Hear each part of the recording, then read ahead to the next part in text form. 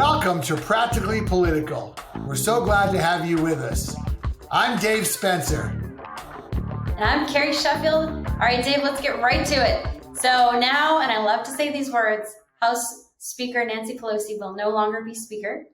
My question is, do you think that Democrats could maybe get to the table and hark back to what we heard from the Democrats of abortion being safe, legal, and rare from Bill Clinton? Because it's really growing, actually. And in fact, now medication abortions outnumber surgical abortions. And there's been, the Washington Post did a big investigation to show there's a big overflow or a new push to bring illegal abortion pills through Mexico. Do you think this is dangerous? They're not regulated.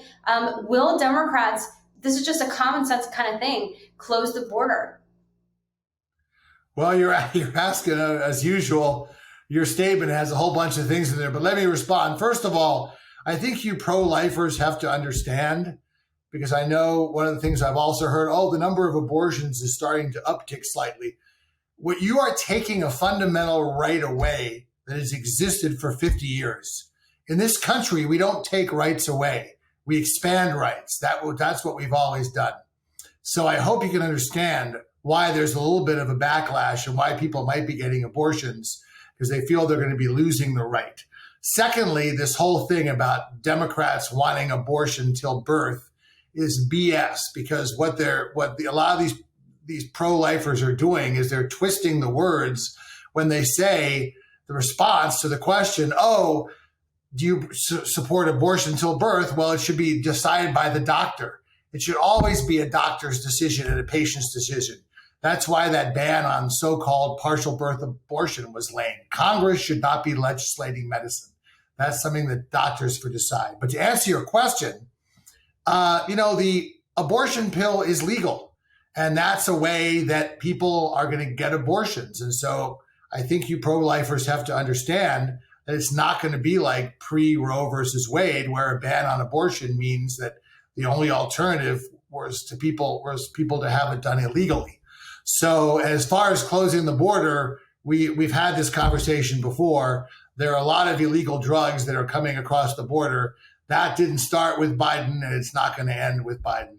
But can you at least acknowledge that when you take a fundamental right away, that people are going to have a reaction, and maybe you're being a little insensitive to this reaction because people are losing a fundamental right?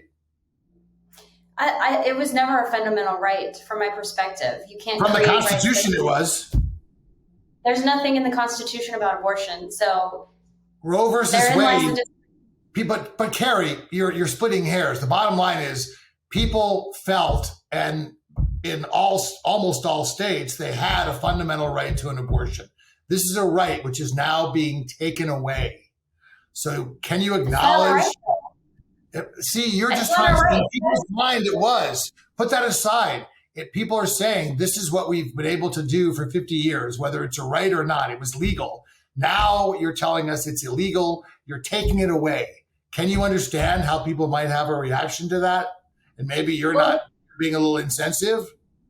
Well, the truth is that the abortion uptick actually happened before Dobbs. So that's what I'm thinking about. And that's why I asked the question, because if Democrats were as vigilant about preventing abortion as they seem to be about terminating abortion, then we could finally get some pragmatic, agreement at the table. See, this is another thing which I don't understand, is that a lot of pro-lifers suggest that people are pro-abortion. I have never met one person in my entire life who is pro-abortion. Abortion is something, yes, people support. People support the right. You may not say it's a right, but people support the legality of being able to have an abortion. Nobody wants to have an abortion. It's a traumatic thing. It's something that women don't want to go through. I have never met a single woman who said, "Oh boy, I'm so glad I had that abortion. That was really a fun experience." And this is where I will say both sides, I felt, have been able to come together, because the idea is to restrict abortions. So if the pro-life movement weren't so consumed with making it as illegal and punishing people as much as possible, we might be able to have a happy medium where we could reduce the number of abortions. And by the way, the number of abortions were going down every year. They peaked at about 1.5 million. I think back in the 80s or 90s. And the last time I checked, they were at 600,000, something like that. So it's been happening. It was happening just fine before the Supreme Court. And Samuel Alito, by the way, broke a pledge that he gave to Ted Kennedy when Ted Kennedy asked him, and Samuel Alito, no, I really believe in precedent. I'll never vote to overturn Roe. Well, you can see how trustworthy those guys are. Go ahead. Well, just because you respect precedent doesn't mean that you have to agree that it stands. I mean, the thing is that he told Ted Kennedy, I'm not going to vote to overturn Roe versus Wade. The precedent's too strong. So he lied through his teeth, which isn't a surprise. Well, I haven't seen that transcript, but I do know in general that precedent is not sacred because in our Constitution, Black people were 2/3 of a person. And then under, Brown v. Board of Education repealed, separate but equal education. And that had been precedent for a long time. So yeah, precedent doesn't mean that something is sacred or that it should remain. So as far as I'm concerned, and yes, I'm happy. I agree with you. I'm glad that the number of abortions have been going down. We are ticking back up more toward 700,000 or 800,000.